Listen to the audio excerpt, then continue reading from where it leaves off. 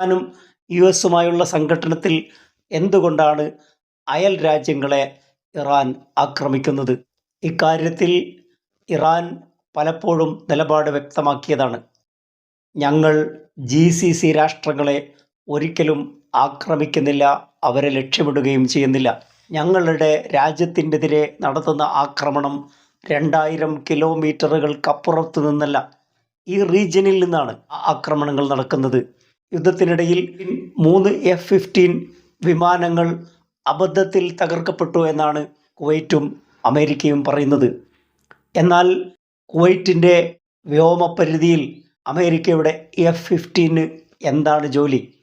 കുവൈറ്റിൻ്റെ വ്യോമപരിധിയിൽ നിന്ന് ഇറാനെ ആക്രമിക്കാനാണ് F-15 കുവൈറ്റിൽ വന്നത്. ഇറാനെ ആക്രമിക്കുന്ന എല്ലാ യുദ്ധവിമാനങ്ങളും ഇന്ധനം റീഫില്ല് ചെയ്യുന്നത് ഇതേ രാജ്യങ്ങളിൽ നിന്നാണ്.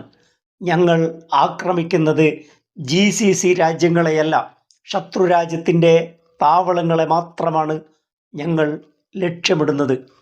ഞങ്ങളോട് പ്രതിഷേധിക്കുന്ന സുഹൃത്തുക്കളായ അറബ് രാജ്യങ്ങളോട് വിനീതമായ ഒരു ചോദ്യം ആവർത്തിക്കുകയാണ്.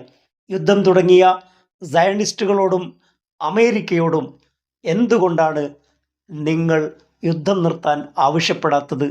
ഇറാനെതിരെ പ്രതിഷേധിക്കുന്നതിന് പകരം സയണിസ്റ്റുകളായ ഇസ്രായേലിനോടും അമേരിക്കയോടും എന്തുകൊണ്ടാണ് അറബ് രാഷ്ട്രങ്ങൾ ചോദ്യങ്ങൾ ഉന്നയിക്കാത്തത്, പ്രതിഷേധിക്കാത്തത്? ഇറാനെതിരെ പ്രതിഷേധിക്കുന്ന നിങ്ങളുടെ സ്വരം എന്തുകൊണ്ട് അമേരിക്കക്കെതിരെയും ഇസ്രായേലിനെതിരെയും ഉയരുന്നില്ല എന്ന് ഞാൻ ചോദിക്കാൻ ആഗ്രഹിക്കുകയാണ്. ഇതാണ് അബ്ബാസ് അറാഗ്ചി അൽ ജസീറയുമായി നടത്തിയ അഭിമുഖത്തിൻ്റെ പ്രസക്ത ഭാഗങ്ങൾ.